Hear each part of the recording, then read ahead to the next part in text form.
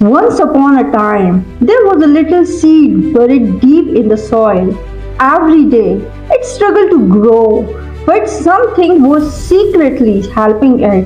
A hidden network of fungus under the ground was feeding the seed, sharing water, and giving it strength. But fungus has two faces.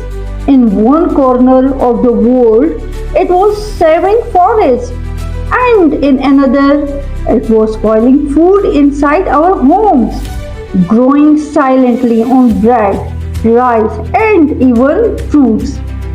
Some fungi are healers. They give us medicines like penicillin, and some are destroyers, causing diseases and infections. So, next time you see fungus on a piece of bread, remember it is not just a simple mold. It is a part of mysterious world, a world that can save lives and at the same time destroy them.